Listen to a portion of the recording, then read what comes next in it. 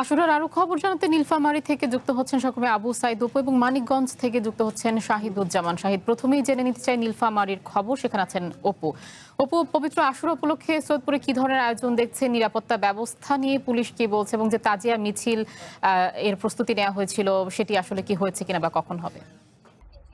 আশা, আপনাকে ধন্যবাদ। আসলে আপনি যেমনটি প্রশ্ন করেছেন সেই সূত্র ধরে আসলে বলতে হয় যে আশুরা উপলক্ষে নীলফামারী সৈয়দপুরের যে ঐতিহ্যবাহী যে তাজিয়া মিছিল এবং শিয়াদের যে মানে কর্মকাণ্ড সেটি কিন্তু তারা পরিপালন করার জন্য তারা বেশ কয়েকদিন থেকে কিন্তু তারা সেই মানে পরিশ্রম করে যাচ্ছেন এবং আমরা সকাল থেকে এসে আমরা যেটি দেখতে পেরেছি যে যারা আসলে সুন্নি রয়েছে এবং শিয়া রয়েছে এই দুই সম্প্রদায়ের মানুষজন যারা কারবালার ময়দানে হাসান হোসেন যে শহীদ হয়েছেন, রক্তাক্ত প্রান্ত যে শহীদ হয়েছেন সেই শহীদদের স্মরণ করতে কিন্তু আজকে তাজিয়া কিন্তু তারা মিছিল করেছেন এবং সেই মিছিল শেষে কিন্তু এখন আমরা আছি যারা শিয়া সম্প্রদায় সেই শিয়া সম্প্রদায়ের এখানে এবং তারা কিন্তু শিয়া সম্প্রদায় এখানে তারা মাতম করবেন এবং তারা নিজেরাই রক্তাক্ত হবেন এবং নিজের রক্তাক্ত হয়ে কারবালা ময়দানে যে শহীদ হয়েছেন সেই শহীদদের স্মরণ করতে তারা কিন্তু ব্যাপক প্রস্তুতি তারা নিয়েছেন এবং খুব সুশৃঙ্খল ভাবে কিন্তু তারা এটি পালন করছেন এবং শহরের বিভিন্ন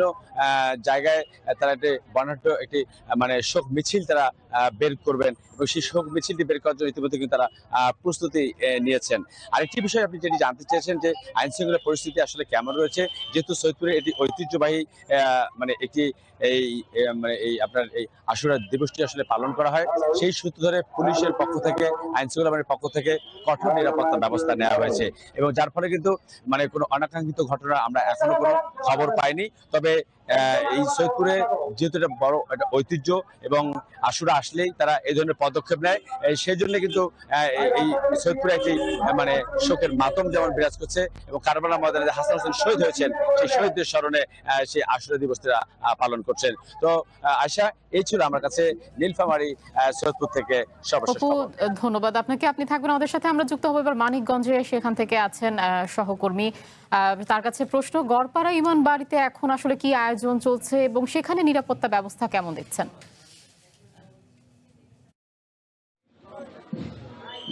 আমি যদি আপনাদের একটু জানাতে চাই, গড়পাড়া ইমামবাড়িতে কিন্তু এই যে তাজিয়া মিছিলটি, সেই মিছিলটি কিন্তু শুরু হয়েছে, প্রায় 10 মিনিট চলে। ইতিমধ্যে কিন্তু এখানে আমরা হাজার হাজার মানুষ দেখতে পাচ্ছি। আমরা যদি একটু ক্যামেরাতে দেখাতে চাই, এখানে কিন্তু তাজিয়া মিছিলের প্রতীকী যে স্থাপনাগুলো আছে সেগুলো নিয়ে কিন্তু যারা দর্শনার্থী আছে, যারা এখানকার হচ্ছে ভক্তবৃন্দ আছে, তারা কিন্তু হচ্ছে নিয়ে যাচ্ছে, তারা কিন্তু এক ধরনের মাতম করছে। তারা কিন্তু বেশিরভাগ মানুষই কিন্তু কালো বর্ণের যে পোশাক সেটি কিন্তু পরেছে, পাশাপাশি লাল বর্ণের কিছু কাপড় কিন্তু তারা সাথে রেখেছে। তারা কিন্তু এই যে শোক, কারাবালার প্রান্তে যে হচ্ছে হযরত মুহাম্মদ সাল্লাল্লাহু আলাইহি ওয়াসাল্লামের দৌহিত্র হোসাইনের শোকে মাতম হয়ে তারা কিন্তু এই যে তাজিয়া মিছিলটি তারা কিন্তু করছেন। আর এই তাজিয়া মিছিলটিকে দেখার জন্য কিন্তু হাজার হাজার মানুষ কিন্তু জেলা এবং জেলার বাইরে থেকে এসছে। আমি যদি একটু জানিয়ে রাখতে চাই, গড়পাড়া ইমামবাড়ি প্রায় 100 বছরের বেশি সময় ধরে তারা কিন্তু এই যে ঐতিহ্যবাহী তাজিয়া মিছিল সেটি কিন্তু তারা করে থাকে। এতে করে কিন্তু তাদের একটা বড় পরিসরের হচ্ছে জেলা এবং জেলার বাইরে কিন্তু হচ্ছে ভক্তবৃন্দর সমাগম এই দিনটিকে কেন্দ্র করে কিন্তু ঘটে। এটি কিন্তু আমরা দেখতে পাচ্ছি। সকাল থেকে নানা ধরনের আয়োজন ছিল। এই আয়োজন কিন্তু এখন প্রায় 6 কিলোমিটার হেঁটে কিন্তু তারা হচ্ছে প্রতীকী যে কারাবালার প্রান্তর রয়েছে সরকারি দেবেন্দ্র কলেজের মাঠ, সেটিতে কিন্তু তারা হচ্ছে যাবে। সেখানে যে হচ্ছে যারা ভক্তবৃন্দ রোজা রয়েছেন তারা কিন্তু রোজা ভাঙবেন সেখান থেকে।